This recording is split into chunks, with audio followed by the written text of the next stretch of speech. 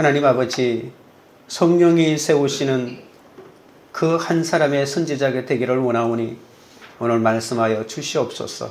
예수님의 이름으로 기도드립니다. 아멘.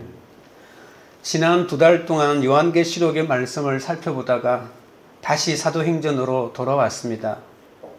오늘 7장은 사도 스데반의 설교가 계속 이어지는데 여러분 너무 오랜만에 오셔서 생소하시죠? 이 앞부분의 본문이 모세의 소명에 대해서 우리가 살펴보지 않았습니까? 오늘은 스데반이 계속해서 종교 지도자들 앞에서 하나님의 말씀을 선포하고 있습니다. 모세가 남자 장정만 60만 명인 이스라엘 백성을 이끌고 가나안을 떠나는 여정을 시작합니다. 그런데 백성들은 귀가 얇고 근본이 기복적이기 때문에 가나안으로 이끌고 가는 길이 얼마나 어려운지 모릅니다. 조금만 어려우면 불평과 불만을 쏟아내기 때문에 여간 인간 속에 잠재하고 있는 기복을 잠재우고 이 험한 광야길을 걸어간다는 것이 쉽지가 않습니다. 사람들이 하나님이 보낸 선지자를 배척하고 또 거짓 선지자의 말을 듣고 싶어 합니다. 거짓 선지자는 무조건 잘 된다고 합니다. 복 받는다고 합니다.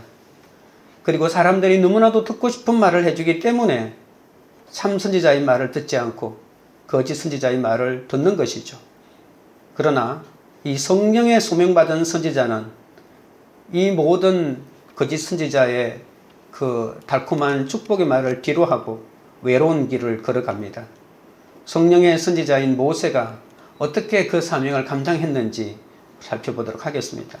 첫째는 성령이 세우시는 선지자는 하나님의 말씀을 전해주는 자입니다. 37절입니다. 이스라엘 자손에 대하여 하나님이 너희 형제 가운데서 나와 같은 선지자를 세우리라 하던 자가 바로 곧 모세라. 40년에 걸쳐 광야 생활이 끝났을 때 모세가 이스라엘 백성에게 말하죠. 그러니까 40년의 광야 생활을 가데스 바네아에서 보내고 그리고 이제 모압 평지에 도달해서 이제 저쪽에 요단강을 건너 가나안 땅이 보이는 그때 이제 모세가 신명기 18장 15절에 오늘 이 37절에 있는 말씀을 거의 그대로 말하고 있습니다. 내 하나님 여호와께서 너희 가운데 내 형제 중에서 너를 위하여 나와 같은 선지자 하나를 일으키시리니 너희는 그의 말을 들을지니라. 모세가 말한 나와 같은 선지자는 모세 이후에 등장하는 많은 선지자를 말하는 것도 되겠지만 그러나 궁극적으로는 모세 이후에 등장하는 선지자들이 아니라 바로 예수 그리스도를 말하는 것이죠. 그 한 명의 선지자는 하나님께서 죄와 사망으로부터 인간을 구원하시기 위해서 이 땅에 보내시는 분이십니다. 하나님은 모세를 이스라엘 백성의 속량자로 보내셨죠. 그러니까 모세의 역할도 이스라엘 백성을 구원하는 것이었습니다. 속량자라고 하는 말의 특징은 타인을 구원하되 반드시 내가 가지고 있는 능력으로 그 사람을 구원시켜서 나는 아무 해도 입지 않는 이런 사람이 아니라 다른 사람을 구원하기 위해서 나를 희생하고 나를 헌신하고 내가 죽을지언정 다른 사람을 구원해내는 사람을 말하는 것입니다. 내가 가지고 있는 능력이 돈이 아니라 무력이 아니라 사랑의 능력인 것을 말하는 거죠. 하나님은 이스라엘을 구원하기 위해서 역사의 무대에 한 선지자인 모세를 세웠습니다. 그리고 다시 성령님께서 인류를 구원하기 위해서 모태 같은 선지자인 예수님을 세우신다는 그 말입니다. 그런데 이 수천 년의 시공간을 초월하고 있잖아요. 그래서 스데반이 지금 유대 종교 지도자들 앞에 하나님의 말씀을 전하고 있는 것이죠. 모세도 속량자로 자신을 희생하면서 수많은 이스라엘을 구원한 것 같이 그와 같은 모세의 역할을 하기 위해서 이 땅에 하나님이 보내신 모세 같은 한 선지자가 있다. 그 선지자가 바로 누구라고요? 예수 그리스도다. 그러니까 너희들은 예수 그리스도의 말을 들으라 라고 이렇게 말하는 거죠. 너희들이 모세라고 하면 깜빡 죽잖아요. 모세는 하나님이 보낸 사람이고 그 모세가 너희에게 전해준 그 모든 구약의 율법은 애지중지하면서 말씀 중에 말씀인 전해주신 그 예수님을 너희들이 거역하고 거절하는 것은 이치에도 맞지 않다라고 이렇게 스데반이 설득하고 있는 것입니다. 소명이 임한 것은 예수 그리스도가 임한 것과 같습니다. 나에게 소명이 임했다고요? 그것은 내가 예수님이 나에게 오셔서 말씀을 하신 것입니다. 예수 그리스도의 구원이 이해가 되고 예수 그리스도의 말씀이 이해가 되고 세상으로 보냄받는 것이 무엇인지 선명하게 아는 것입니다. 단순히 내가 신학교에 가서 신학을 했다. 어떤 사람이 당신 신학 가면 되겠다. 이 말을 들었다. 이런 차원이 아니라는 겁니다. 그러니 너희는 하나님의 세우신 선지자인 예수님이 오시면 그분의 말이 다 하나님의 말씀이니 그분의 말을 들어야 한다는 것입니다. 모세도 우리한테 오셔서 수많은 말을 전해 주었지만 뭔가가 부족한 말이었지만 예수 그리스도가 오셔서 그 모든 것을 완벽하게 해 주실 것이니 그 말을 들어야 한다는 겁니다. 하나님의 명령은 오직 예수님을 통해서만 들립니다. 만약에 이렇게 말하면 수많은 유대주의자들이 반박하고 일어날 것입니다. 우리는 예수 없이도 하나님의 말씀을 구약의 39권에 대한 어마어마한 말씀을 우리가 기록해 놓았다. 이 말씀이면 충분하다. 우리가 어디서 와서 왜 살며 어디로 가는지 알 수 있으려면 구약의 말씀으로만 충분하다고 이렇게 말하는데 과연 그렇습니까? 구약의 말씀은 예수 그리스도를 증거한 것인데 구약의 말을 그렇게 다 듣고 그렇게 다 받아내고 그렇게 다 알고 있다면서 왜 예수를 믿지 않느냐고 라고 이렇게 예수님이 그렇게 반문하지 않았습니까? 그러니까 하나님의 명령을 진짜로 전해주시는 분은 바로 예수 그리스도입니다. 예수 없이 구약에 있는 말을 아무리 알았다 할지라도 그것은 아직도 제대로 들은 것이 아니라는 겁니다. 왜 그럴까요? 모세는 예수님의 그림자라고 하는 겁니다. 그냥 우리가 아무리 컬러풀하고 색깔이 다양한 이 세상의 자연이라도 그냥 등불 앞에 놓아서 그 그림자를 가지고 그 사물을 파악하라면 도저히 알 수 없을 것입니다. 모세가 위대한 영도자의 선지자의 사명을 감당했지만 그것은 철저하게 예수를 보여주는 하나의 그림자의 역할을 한 것이지 실제 예수님은 아니기 때문에 모세를 보았다고 해서 진짜를 본 것이 아니고 예수를 통해서 수많은 구약의 하나님의 말씀을 들었다 하더라도 그것은 진짜 말씀이 아니라는 것이라는 거죠. 모세는 그림자고 예수님은 실체입니다. 그러니 우리가 실체를 만나야 한다는 겁니다. 모세가 받은 사명 가운데 가장 중요한 사명은 예수님에 대한 예언입니다. 하나님의 말씀을 모세에게 주었는데 모세는 부분적으로 주었고 모세가 말한 나 같은 선지자 하나를 보내리니 한 그 예수 그리스도는 하나님의 말씀을 100% 온전하게 주셨다는 겁니다. 그래서 예수님만 믿으면 하나님의 말씀을 다 알 수 있다는 것이죠. 아까도 얘기했지만 스데반이 지금 유대 종교 지도자들에게 하나님의 말씀은 예수님을 통해서만 완전히 이해될 수 있고 알 수 있다라고 이렇게 말하는 것입니다. 너희들이 들은 수많은 구약의 말씀은 예수님을 통해서 다시 들어야 제대로 들을 수 있다는 것입니다. 예수 그리스도가 임하면 하나님의 말씀이 더 이상 무섭지 않습니다. 기쁘게 들립니다. 예수님이 나에게 임하지 않았기 때문에 세상에서 당하는 고난이 무섭고 내 삶에 여러 가지 공고함이 두려운 것이죠. 38절입니다. 시내산에서 말하던 그 천사와 우리 조상들과 함께 광야 교회에 있었고 또 살아있는 말씀을 받아 우리에게 주던 자가 이 사람이라.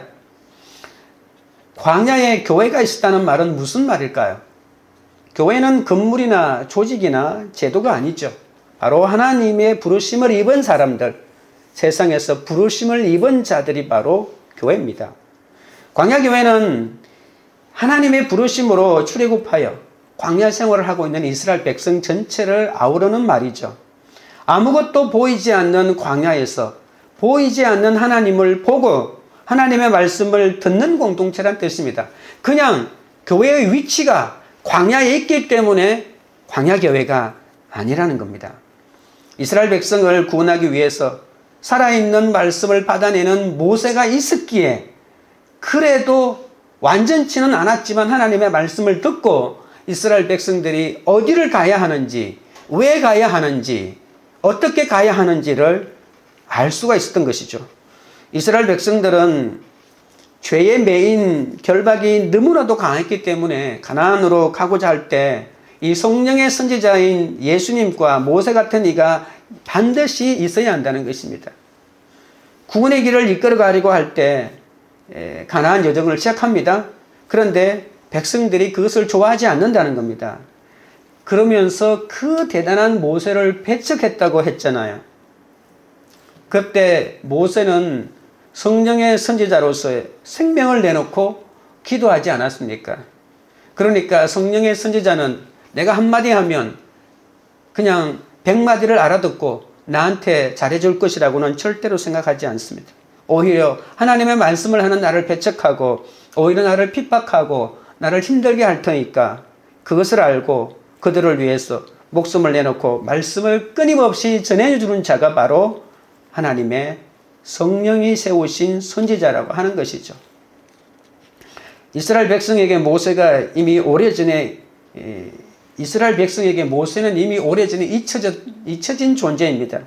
자신들과 같은 노예의 자식이잖아요. 그러면서도 운 좋게 애굽 공주의 양자가 되어서 호의호식하다가 어느 날 느닷없이 나타나서 나는 구원자다라고 하면서 그냥 사람을 그냥 때려 죽이는 거예요. 그것이 들통나서 하루 만에 도망쳐버린 이스라엘 백성들, 그 모세를 이스라엘 백성들은 누구도 기억하지 않았습니다.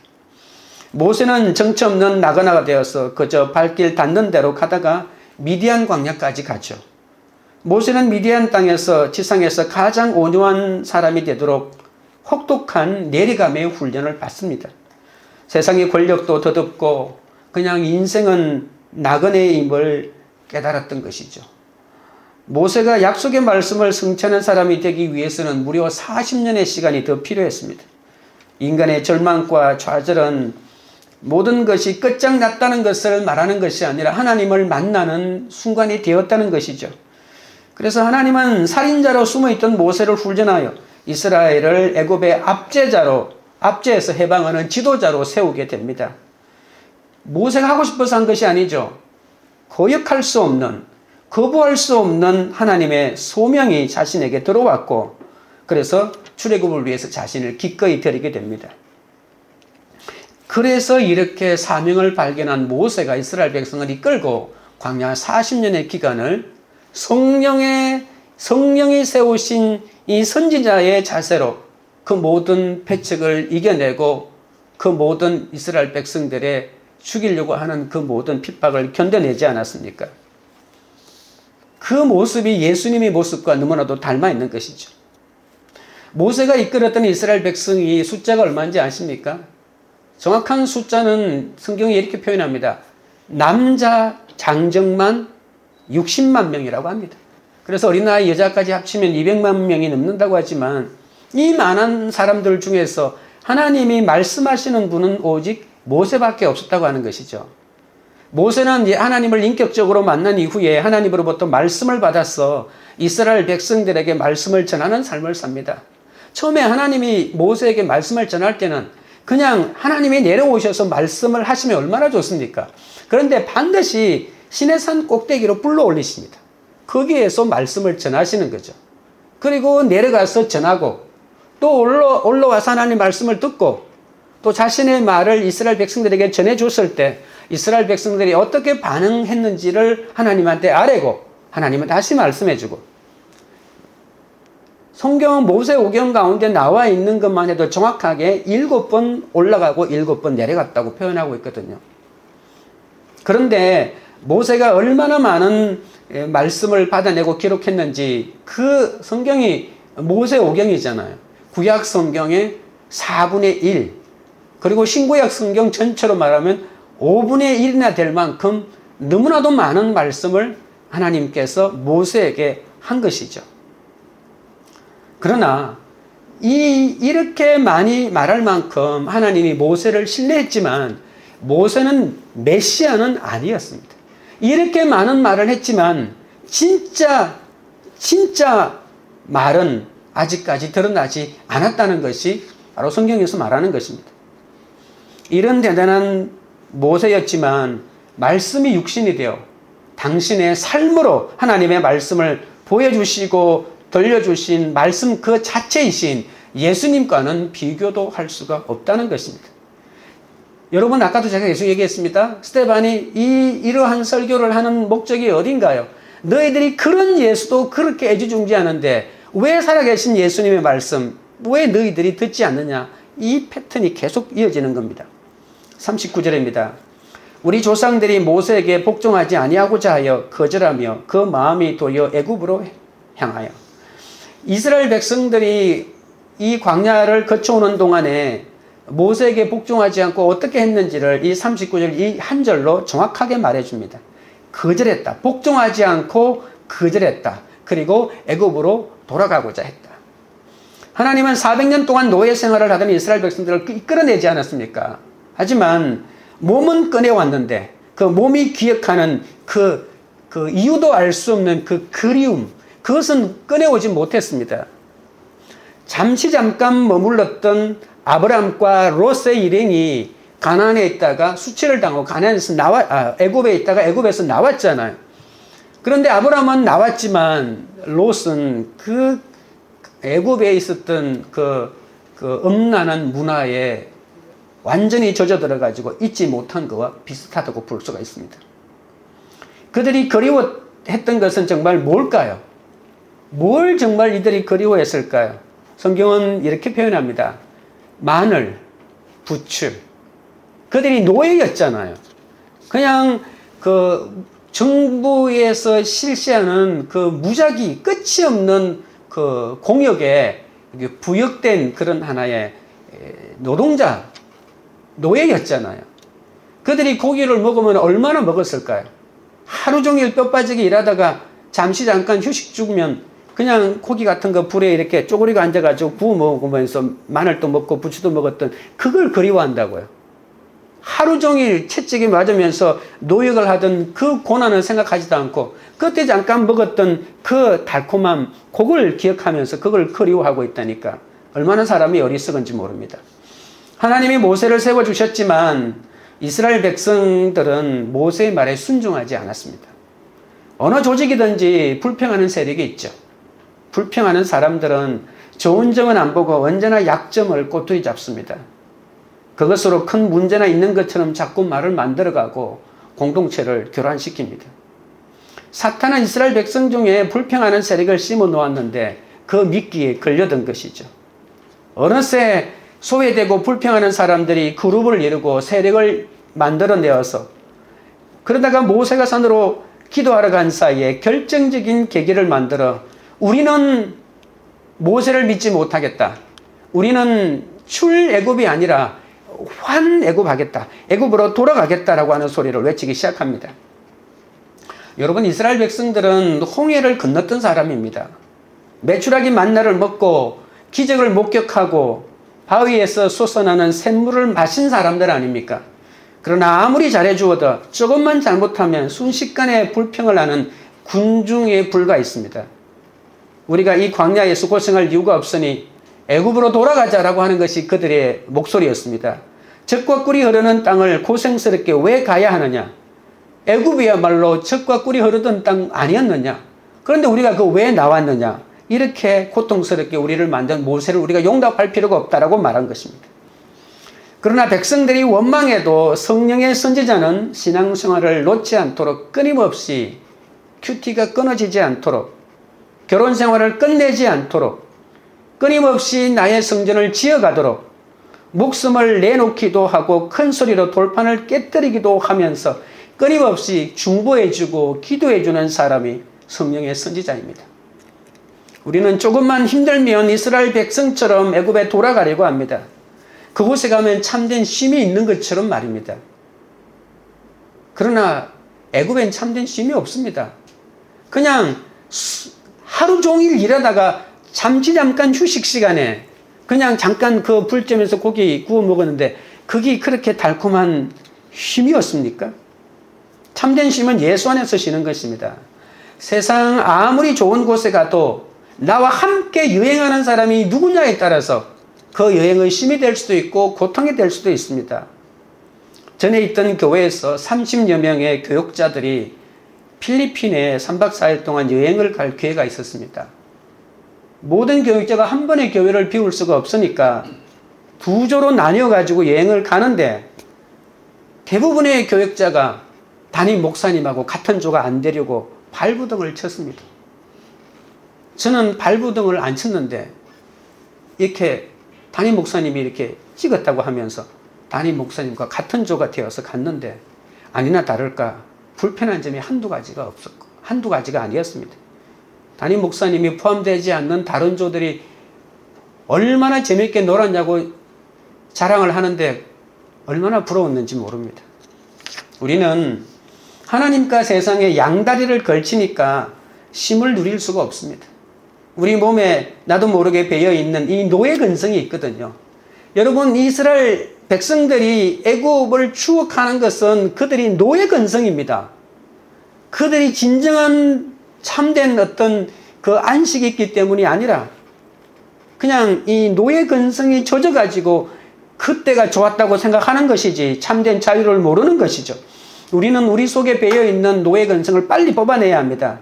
몸이 기억하도록 어려서부터 주의를 지키고 예배를 드리는 참된 안식을 우리 어린 아이들에서부터 심어줘야 되거든요. 그 의미를 모르면 사건이 왔을 때 다 넘어질 수밖에 없습니다. 어려서부터 구속사적인 큐티로 안식의 의미를 제대로 알게 되면 후에는 알게 됩니다. 사건이 오면 더욱 깨닫는 것이죠. 여러분, 세상의 관점에서 우리가 11조를 내거나 헌금을 하면 내 물질이 없어지는 거지만 그러면 내가 더 많은 것을 누릴 수 있다고 생각하지만 그렇지 않습니다. 내 인생에 예수님이 오시는 사건은 말씀이 들리는 사건입니다. 우리는 그 사건에서 말씀하시는 예수님을 만나야 합니다. 그리고 고난의 사건을 만났을 때 학벌과 재물은 하나님의 말씀을 듣는데 아무 소용이 없습니다. 안식을 누리는데 내가 조금 더 모아놓던 그 물질이 나를 안식을 누리게 만들지 못한다는 것입니다. 적용 질문 드립니다. 여러분은 말씀을 들을 때 두렵습니까? 꿀송이처럼 달게 느껴집니까? 여러분 인생에 예수님이 오셨습니까? 아직도 내게 노예 근성이 남아있어 안식을 누리지 못하게 하는 것은 무엇입니까? 둘째는 금송아지 우상을 물리쳐야 합니다. 40절입니다. 아론더러 이르되 우리를 인도할 신들을 우리를 위하여 만들라. 애굽 땅에서 우리를 인도하던 이 모세는 어떻게 되었는지 알지 못하노라 하고, 시내산에 올라간 모세가 하나님의 말씀을 듣는데 며칠 걸렸다고요? 40일 걸렸죠. 40일 만에 내려온 것입니다. 하루 이틀 지나도 모세가 내려오지 않자 이스라엘 백성의 마음은 그들이 이미 떠나온 우상나라인 애굽으로 되돌아가고 있습니다. 모세의 형이 있었죠. 아론입니다. 이 아론에게 이스라엘 백성들을 인도해 주었던 신을 만들려고 합니다. 모세가 안 보이니까 금방 우리를 인도할 신들을 우리를 위하여 만들려고 인본주의가 판을 치게 됩니다. 인본주의로 바뀌니까 신본주의자인 모세를 때려 죽일 놈으로 여기게 되는 거죠. 우상을 만들려고 함으로써 10계명, 1, 2계명 이런 것은 그냥 아무런 의미가 없어지는 거죠. 인간이 아무리 정교하고 웅장하게 우상을 만들어도 우상은 결코 신이 될 수 없습니다. 이스라엘 백성은 소를 신으로 섬기기 위해서 금송아지를 만든 것이 아닙니다. 하나님의 대리인 모세가 보이지 않자 애굽에서 인도하여 내신 여호와 하나님의 형상을 그들이 애굽에서 늘 신을 섬길 때 이 송아지 형상으로 신을 섬기는 것을 보았거든요. 그리고 또 고대 근동의 사람들은 이 신은 이 송아지를 타고 내려온다라고 하는 그런 의식이 있기 때문에 송아지를 만들면 그 송아지 위에 타고 있는 신의 모습을 보여준다고도 믿었던 것이죠. 금송아지는 하나님이 아니라 황금 덩어리입니다. 그냥 황금은 인간이 가진 욕망을 상징하거든요. 저 신이 내가 원하는 황금 덩이를 내 인생에 줄 수 있다라고 이렇게 믿고 황금으로 금송아지를 만들어 놓은 것이죠. 욕망의 상징인 황금 덩어리로 하나님의 형상을 만들므로써 자신의 황금을 얻고 싶어하는 그런 욕망을 채워줄 신을 그들이 요구하고 있는 것에 불과합니다. 눈에 보이는 기적이 있을 때는 모세요, 정말 대단합니다. 하나님 이러실 수가 있습니까? 라고 하나님을 믿는 것 같지만, 그런데 하나님을 믿은 것이 아니죠. 모세가 없으니까 하나님 믿는 것은 아무 의미가 없어지잖아요. 그러니까 여러분, 내가 사람을 믿는지 하나님을 믿는지 잘 분별하셔야 됩니다. 내가 하나님을 믿는 것 같은데 아니야, 돈 많은 아내를 믿고 직장 좋은 남편을 믿고 있고 그냥 나를 끝까지 보살펴 줄 수 있는 부모님을 믿고 있고 내 건강을 믿고 있는 거지 하나님을 믿는 게 아니에요. 그 사람이 잠시 사라지면 내가 진짜 믿고 있는 것이 무엇인지 나타나는 거죠. 그래서 이 사람들은 하나님을 믿은 게 아니라 모세를 믿었기 때문에 모세가 안 보이자 하나님을 만들어내라고 소리치고 있는 것이죠. 이들이 가지고 있는 이 불안, 이 공포, 이 두려움의 근본은 그들이 사람을 믿었기 때문이에요. 사람이 보이지 않으면 끝장나는 것처럼 여기는 거죠. 여러분, 우리가 내가 우상을 섬기는 건지 내가 사람을 신뢰하는 것인지 판별할 수 있는 하나의 기준이 있습니다. 어떤 사람이 나를 떠났습니다. 그것이 사별이든 아니면 나와 헤어짐이든 그것이 이성 간의 친구든 아니면 부부지간이든 부모와 자식 사이든 마찬가지입니다. 여러분, 어떤 사람이든지 사랑하는 사람하고 이어지면 슬픕니다. 근데 그것이 슬픔으로 끝나야 합니다. 그러나 그것이 좌절과 절망으로 넘어가면 나는 우상을 섬긴 것이 됩니다. 하나님만이 인간을 절망하게 하거든요. 어떤 인간도 이 멜랑꼴리라고 하는 이 절망을 가져오는 것은 그것은 그 대상을 내가 하나님으로 알고 믿고 있다는 반증이 됩니다. 41절입니다. 그때에 그들이 송아지를 만들어 그 우상 앞에 제시하며 자기 손으로 만든 것을 기뻐하더니 이스라엘 백성들은 선택받았지만 하나님께 불순종하죠. 아브라함을 통해 그들은 선택받고 약속을 받고 축복을 받았는데 모세를 통해서 애굽의 압제에서 해방까지 되고 온갖 것들을 다 경험했음에도 불구하고 그들은 하나님에게 끝내 불순종하는 모습을 보이고 맙니다. 하나님이 얼마나 불가능한 환경 속에서 그들을 보살폈습니까? 그래서 성경은 이렇게 말합니다. 이스라엘 백성들이 40년 동안 광야에서 살 때 그들이 의복이 헤어지지 않았고 발은 부러뜨지 않았다라고 이렇게 말합니다. 여러분, 광야에 한번 가보셨나요? 사람이 제대로 살 수 없는 곳입니다. 그 사람이 제대로 살 수 없는 그곳에서 그들은 하나님이 절대적으로 지키시고 보호하는 그 사랑의 은혜 때문에 이 시설 좋은 도시에서 사는 것처럼 그렇게 안락함을 누렸는데도 불구하고 그들은 끝끝내 하나님을 거부하고 맙니다. 모든 것이 좋다가도 하나가 틀어지면 하나님을 거부하고 저주하고 돌아서는 것이 인간의 생리입니다. 광야에서의 생존이란 하나님과 함께하지 않고는 불가능한 것인데 그들은 그런 것들을 조금도 기억하지 않는 것이죠. 그 많은 축복 속에 조금이라도 그들의 마음에 들지 않는 구석이 생기면 불평하고 원망합니다. 그래서 인간이란 이렇게 복주고 기적을 베풀어주고 도와주어도 그 은혜를 기억하지 못하는 것이 인간이고요.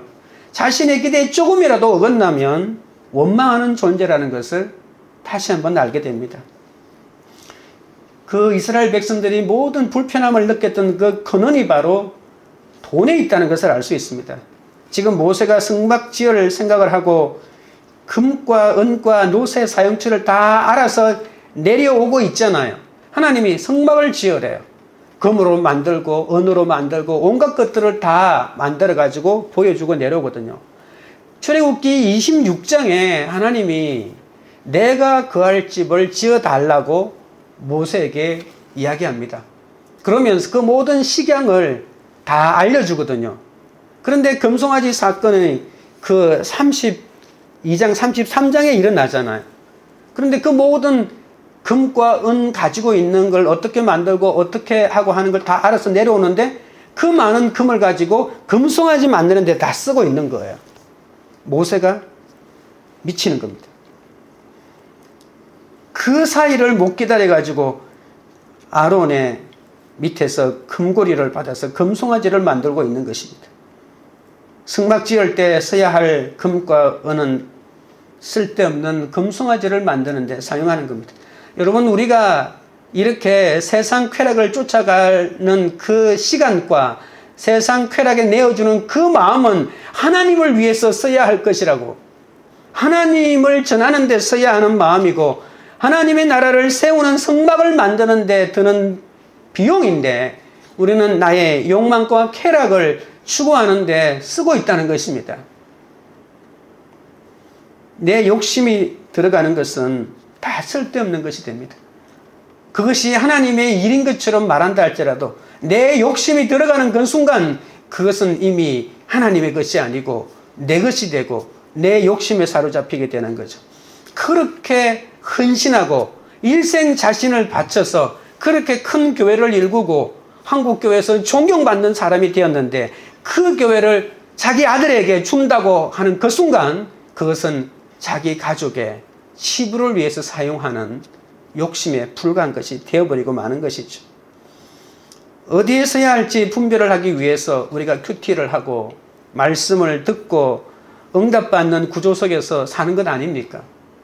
내가 지금 하고 있는 이 선택과 내가 하고 있는 이 지금 내가 쓰고 있는 이 집중하는 것이 과연 나를 위한 것인지 하나님을 위한 것인지 우리가 깊게 생각해 볼 필요가 있습니다. 하나님의 명령은 이 땅에서 잘 되고 잘 살라고 주신 게 아닙니다. 순종하는가 보려고 하나님이 주신 것이죠. 적용 질문 드립니다.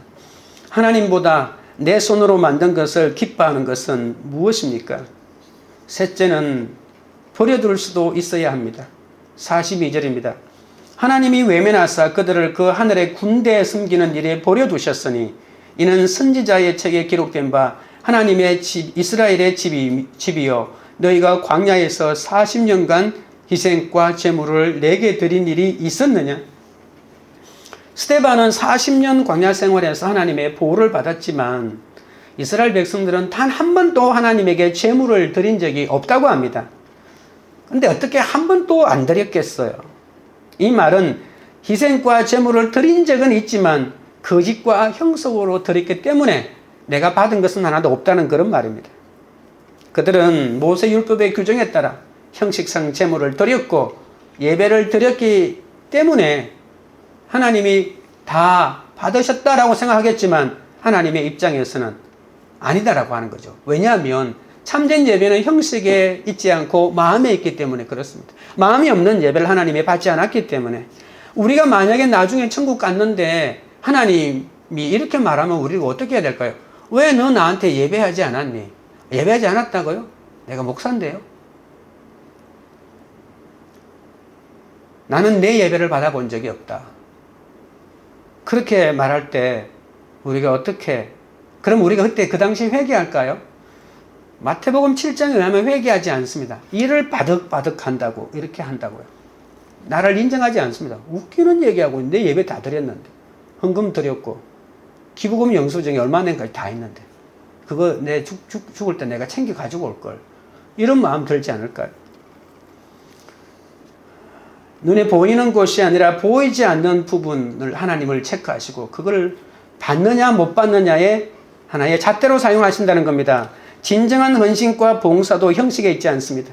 사람은 언제든 얼마든지 형식에 만족할 수 있고 사람 보기에 좋게 만들 수도 있습니다. 그러나 문제는 하나님이 그것을 안 받으신다는 것입니다.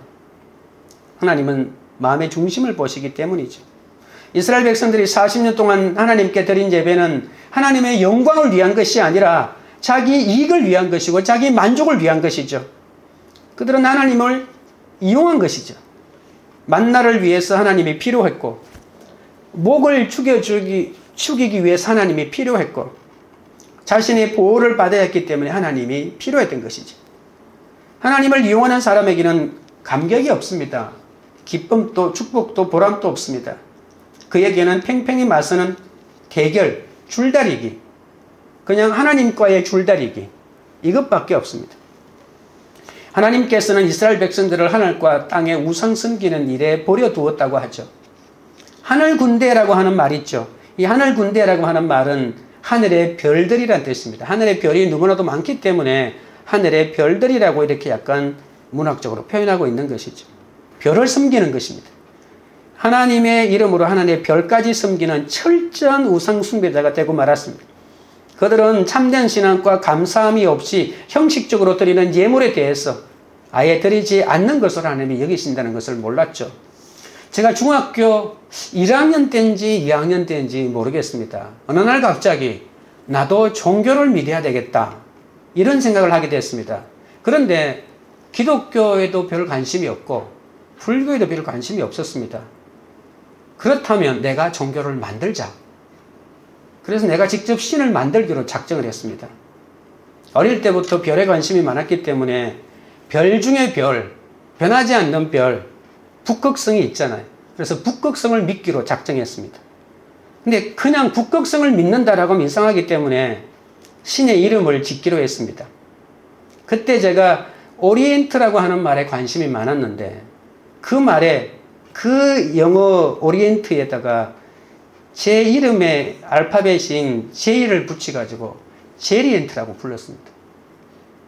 우리 집 한켠에 북극성이 잘 보이는 느티나무 밑에서 제단을 만들고, 사람들은 제단처럼 안 보이죠. 근데 저는 거기 제단을 만들고 밤마다 나가서 기도했습니다. 제리엔트 이렇게 부르면서요. 무엇을 기도했는지 정확하게 기억은 나지 않는데 제가 가장 고민했던 것들을 아마 기도했던 것 같습니다. 어느 날 내 생각에 제리엔트 신이 나에게 계시를 주었다고 하면서 계시가 떠올랐습니다. 그러면서 제가 그 계시를 적어 놓았는데 그때 사람은 되기 쉬우나 인간은 되기 어렵다, 이해도 되지 않는 이 말을 제가 제리엔트라고 하는 신이 나한테 계시를 주었다고 하면서 온 책에다가 다 적어 놓았습니다.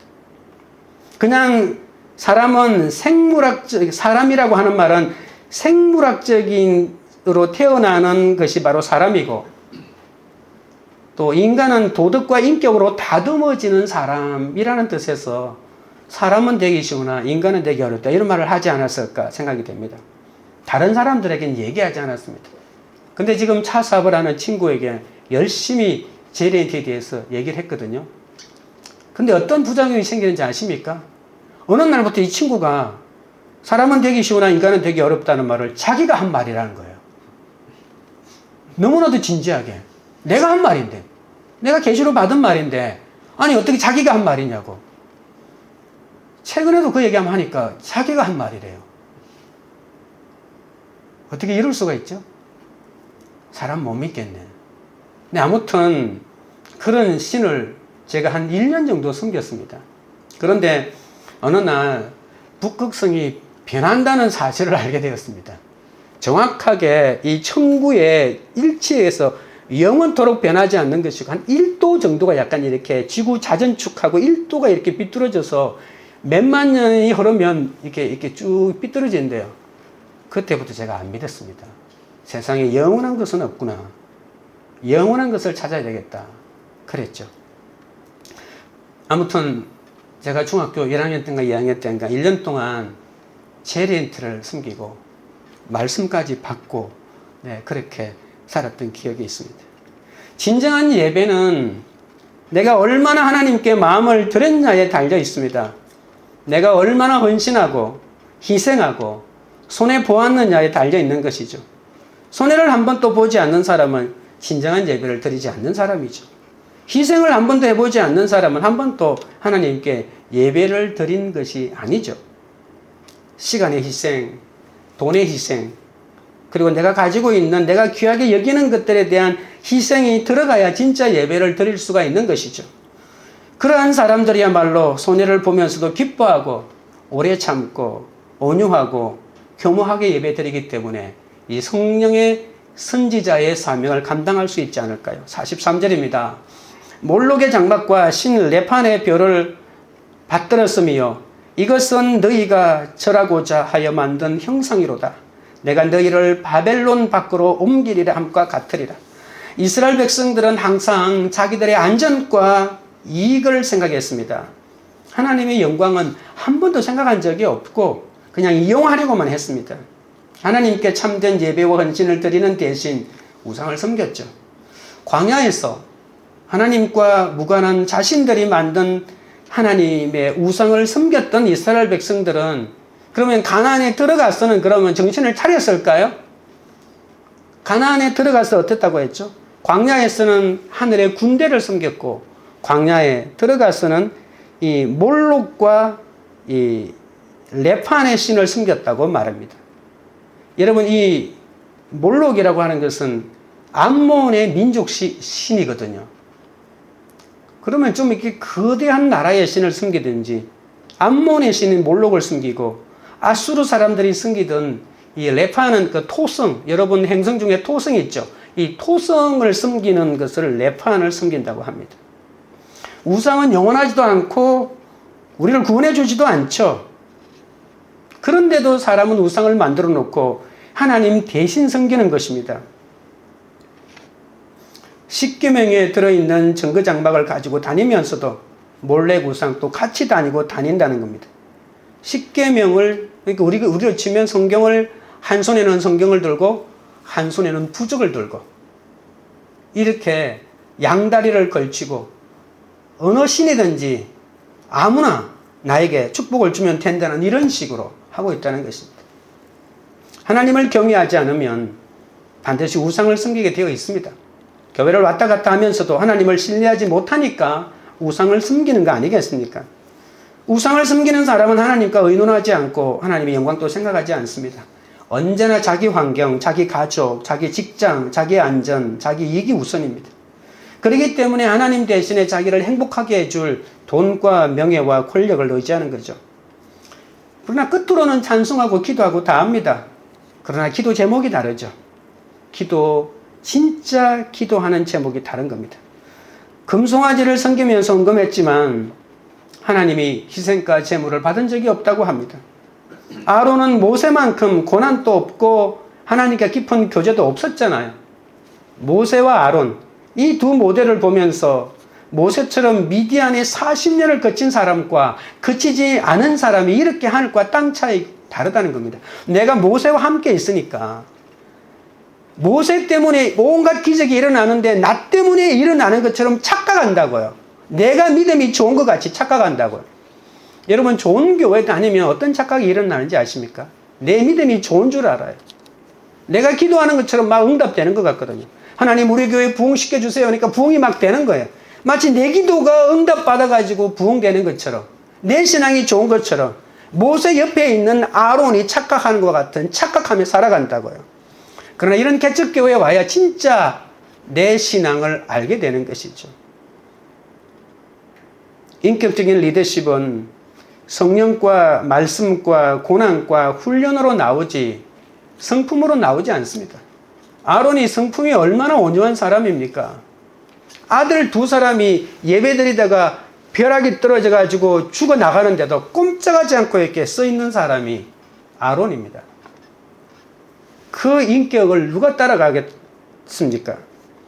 그러나 리더십은 그런 인간적인 인격에서 나오는 것이 아닙니다. 우상을 섬긴 이스라엘 백성들은 어떻게 그러면 되었을까요? 성경은 분명하게 말합니다. 우상을 섬겨도 되고 하나님을 섬겨도 돼. 이런 거 성경에 없습니다. 우상을 섬기는 이스라엘 백성들에게는 파멸이 있다고, 바벨론으로 옮기리라라고 했는데 바벨론 밖으로 옮긴다고 하는 것은 포로로 잡아가서 그냥 죽이겠다는 것입니다. 아모스 5장 27절에 내가 너희를 다메섹 밖으로 사로잡혀 가게 하리니 이는 만군의 하나님이라 일컫는 여호와의 말씀이니라. 북이스라엘이 망했을 때 아수르에게 망했잖아요. 아수르 밖으로 옮기고, 남왕국이 바벨론에게 망할 때 바벨론 밖으로 옮기고, 이스라엘 백성은 하나님을 버리고 우상을 섬겼기에 아수르에 망하여 포로로 잡혀갔습니다. 영원히 북이스라엘은 없어졌습니다. 하나님을 섬기지 않으면, 자기 나름대로 우상을 가지면 어떤 형태로든 하나님의 징계와 심판이 일어납니다. 하나님의 심판은 내버려 두고 포기하는 것이죠. 하나님의 은혜의 보호막이 사라지는 것이죠. 그냥 나중에 하나님의 마지막 심판 때에 가서 그 죄가 드러나도록 내버려 둔다는 것입니다. 내가 죄가 없기 때문에 내버려 두는 것이 아니라, 죄 중에서 가장 미워하는 자가 우상 숭배이고 자신들의 손으로 만든 것을 하나님보다 더 기쁘게 여기는 것이 우상 숭배 아닙니까? 이생의 자랑과 안목의 정욕과 그리고 육신의 정욕대로 살고 상실한 마음대로 살게 내버려 둠을 당한 자가 이 세상에서 가장 큰 저주입니다. 하나님의 말씀이 들리면 내가 죄인이구나 깨닫고 또 내가 죄인이라는 것을 알게 해주는 사람이 고맙고 내가 하나님 없이는 제대로 살 수 없을 정도로 남편이 애먹이고 아내가 애먹이고 자식이 속썩이고 부모가 속썩일 때 그것 때문에 하나님을 깨닫게 되면 그게 하나님의 은혜인데 이러한 것을 저주라고만 생각하니까 우리가 하나님의 말씀을 못 듣는 인생이 되는 것입니다. 우리가 이 세상을 살아가는 것은 하나님의 보호막이 있기 때문입니다. 누군가가 나를 위해서 기도해 주기 때문에 내가 살아가는 것이죠. 내가 잘나서 살아가는 것이 아니라 하나님의 보호막이 없으면 어떻게 될까요? 내가 바로 죄악에 빠집니다. 왜냐하면 우리는 근본적으로 죄인이니까요. 우리가 하나님을 마음에 두기 싫어할 때 하나님은 우리의 마음을 정욕대로 쓰도록 내버려 두십니다. 우리가 마음의 생각과 정욕대로만 한다면 살아남을 사람이 없습니다. 하나님은 그 마음의 정욕을 꺾어주시고 그런 생각을 못하도록 막아주시는 거죠. 성령님이 계시고 하나님의 은혜가 내게 있기에 내가 하나님을 좋아하는 것이지 인간 자체는 하나님을 좋아할 수가 없습니다. 죄를 지어도 아무 문제가 없고 악을 도모하고 사기를 쳤는데도 특별한 사건이 일어나지 않는 것은 끝으로는 평안할지도 모르지만 그게 좋은 게 아니라 파멸로 가는 지름길입니다. 그래서 죄를 지으면 반드시 벌을 받는 것이 하나님의 은혜입니다. 나쁜 짓을 하고 남을 속이면 들통이 나야 하고 대가를 치러야 합니다. 들통이 안 나면 어떻게 될까요? 평생 그 짓을 하는 거죠. 간섭받고 들키고 매맞는 것이 좋은 것입니다. 나쁜 일이 슬쩍 넘어가지 않으면 사람들은 재수가 없다고 말합니다. 그렇게 넘어간 것이 기도 덕분이라고 기도했기 때문에 안 들켰다고 그러면서 또 죄를 짓습니다. 성령의 선지자는 모세가 대단하고 유명한 거물이라고 하는 것을 말하는 게 아닙니다. 힘든 내 환경과 그리고 자리에서 최선을 다하고 그리고 내가 하나님의 말씀이 깨달아져서 내 삶의 목적이 행복이 아니라 거룩한 것을 온 몸을 다해서 보여주는 인생이야말로 이 하나님이 원하시는 인생이고 성령이 세우시는 선지자가 걸어가야 될 길임을 보여준다고 볼 수 있습니다. 적용 질문 드립니다. 여러분이 상실한 마음대로 버려두고 정욕대로 살기에 버려둔 자는 아닙니까? 무엇 때문에 버려둠을 당하고 있습니까? 자식입니까? 식구들입니까? 돈입니까? 건강입니까? 명예입니까? 말씀을 맺겠습니다. 성령이 세우시는 선지자는 하나님의 말씀을 전하는 자입니다. 예수 그리스도를 통하지 않고는 구원의 말씀을 들을 수 없습니다. 우리를 거절하는 자에게도 말씀을 전하라고 우리는 보냄받은 자입니다. 말씀을 전하는 우리를 돌로 치려고 해도 목숨을 걸고 충고하는 게 성령의 선지자입니다. 성령의 선지자는 금송아지 우상을 물리쳐야 합니다. 이것이 나를 너무나도 행복하게 해줄 것 같아도 그것은 우상이니 척결해야 합니다. 모든 것의 끝에는 돈이 있습니다. 그리고 성령의 선지자는 안 될 때는 버려둘 수도 있어야 합니다. 이것을 지혜롭게 생각하면서 모두가 성령의 세우시는 선지자가 되어서 명절 연휴에도 죽어가는 그 한 사람을 살려내는 은혜가 있기를 축원합니다. 우리가 찬양하고 기도드리겠습니다.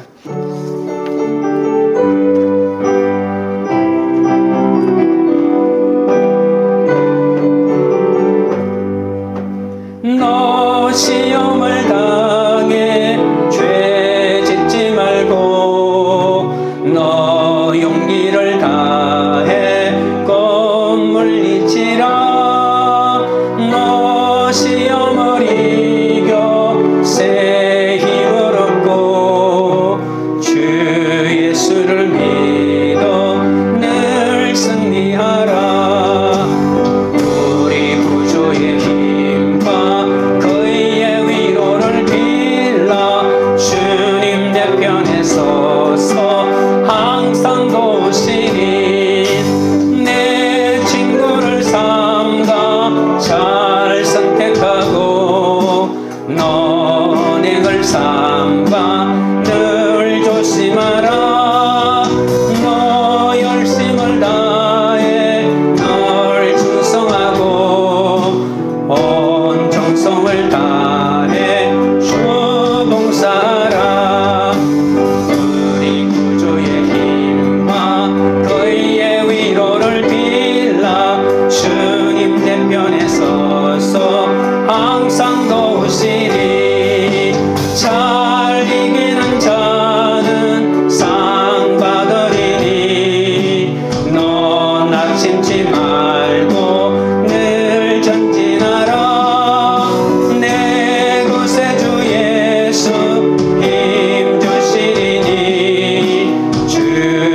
예수를 믿어 늘 승리하라. 우리 구주의 힘과 그의 위로를 빌라. 주님 내 편에 서서 항상 도우시리. 우리가 기도하실 때 내 인생에 예수님이 오셔서 제발 말씀이 들리게 해달라고 기도하겠습니다. 말씀을 들을 때 두려워하지 않고 꿀송이처럼 달게 느껴지게 해달라고 기도하고요. 아직도 내게 애굽 노예 근성이 남아 안식을 누리지 못하는 것이 있다면 내려놓게 해달라고, 말씀을 듣고 거절하는 사람에게도 보냄을 받아 그 사명을 감당하게 해달라고 기도하겠습니다. 하나님보다 내 손으로 만든 것을 기뻐하지 않게 해달라고 기도하고, 내가 상실한 마음대로 버려두고 정욕대로 살게 버려둔 자가 되지 않게 해달라고, 자식 때문에, 식구들 때문에, 돈 때문에, 건강 때문에, 명예 때문에 버려둠을 당하지 않게 해달라고, 삶의 현장에서 믿는 자의 본을 보이며 예수 그리스도를 전할 수 있도록, 죽어가는 자를 살려낼 수 있도록, 그런 성령이 세우서낸 선지자의 사명을 감당할 수 있도록 역사해달라고 주여 세 번 부른 다음에 기도하며 나아가겠습니다. 주여, 주여, 주여. 거룩하신 하나님 우리 아버지여, 내 인생에 예수님이 오셔서 제발 말씀이 들리도록 은혜를 더하여 주시기를 원하옵나이다. 말씀이 안 들리면 세상의 쾌락을 쫓아가다 아버지 하나님의 세상이 불탈 때 나도 불탈 수밖에 없사오니, 말씀이 들려 하나님의 가치대로 살도록 은혜를 더하여 주시기를 원하옵나이다. 말씀을 들을 때 두려워하지 않게 하여 주시고 물송이처럼 달게 느껴지게 만들어 주시기를 원하옵나이다. 아직도 나에게 애굽의 노예 근성이 남아있어 안식을 누리지 못하고 애굽의 아버지 하나님이여 달콤한 양념을 사랑하고 있사오니 불쌍히 여겨주시고, 아버지 하나님이여 말씀을 듣고 거절하는 사람에게도 보냄을 받아 아버지 하나님이여 그 사람을 살리는 그 사명 감당하게 하여 주시기를 원하옵나이다. 하나님보다 내 손으로 만든 것을 기뻐하지 않게 하여 주옵소서. 내가 상실한 마음대로 버려두고 정욕대로 살게 버려둔 그 자가 되지 않도록 도와주시기를 원하옵나이다. 자식 때문에, 식구들 때문에, 돈 때문에, 건강 때문에, 명예 때문에 버려둠을 당하지 않게 하여 주시기를 원하옵나이다. 삶의 현장에서 믿는 자의 본을 보이며 예수 그리스도를 전할 수 있도록 도와주시고, 죽어가는 자를 살려낼 수 있도록 도와주시고, 그런 선지자의 사명을 감당할 수 있도록 아버지 하나님 역사하여 주시옵소서. 하나님 아버지, 예수님을 만나서 하나님의 말씀이 들리게 하시니 감사합니다. 그러나 그렇게 말씀을 들었어도 애굽에 속하여 애굽의 마늘과 부추가 끓여올 때가 많으니 용서하여 주시옵소서. 어떨 때는 믿음으로 사명을 감당하는 것 같아도 모세의 삶이 아니라 아론의 삶을 살면서 기회주의 인생을 누리고 있는 것은 아닌지 분별이 되지 않을 때가 많습니다. 말씀을 온전히 들어 아버지 하나님이여 아론과 같은 삶을 살지 않고 모세와 같은 삶을 살기 위하여 수많은 훈련도 아버지 하나님이 고난도 마다하지 않는 삶을 살게 하여 주옵소서. 인생의 목적이 돈이 아니라 거룩이 되고 구원이 될 수 있도록 인도하여 주옵소서. 돈이 좋은 사람은 그 상실한 마음대로 버려둔다고 하였습니다. 정욕대로 살도록 버려둔 것이 가장 큰 저주인 것을 알게 하여 주옵소서. 말씀이 들리는 이때 회복하고 돌아서게 하여 주시옵소서. 돈에 대한 욕심을 내려놓게 하여 주시고 세상 가치관에 휩쓸려가는 아론이 아니라 모세의 삶을 살게 하여 주옵소서. 우상을 섬기고 세상을 따라 산 삶의 결과는 바벨론으로 쫓겨가는 것이라고 했습니다. 이제 성령이 세우시는 선지자가 되어 거절하는 자들에게 보내심을 받아도 아버지 하나님이 그 사명을 감당하며 금송아지 우상을 물리치고 물질의 노예가 아니라 하나님의 나라를 전하는 그 한 사람으로 살아가게 하여 주옵소서. 광교 우리들 교회가 하나님만 상급이 되어 성령이 선지자 역할을 다하는 공동체가 되게 하옵소서. 각자의 고난에서 예수님을 통해 말씀하시는 것이 들려져 금송아지 우상이 무너지고 이타적인 삶을 살도록 역사하여 주옵소서. 세상에서 거절받더라도 예수님 때문에, 말씀 때문에 거절받는 것이야말로 진정한 사명자의 기림을 잊지 않게 하옵소서. 우리 모두 성령의 선지자로 살아가게 하옵소서. 이스라엘 공동체의 죄를 내재로 여기고 생명을 내어놓고 저들을 살려달라고 부르짖은 모세의 중보 기도와 같이 우리들도 죽어가는 식구들을 살리고 죽어가는 이 도시를 살리고 죽어가는 열방을 살리는 성령이 세우시는 그 선지자가 되도록 인도하여 주시옵소서. 예수님의 이름으로 기도드리옵나이다. 아멘.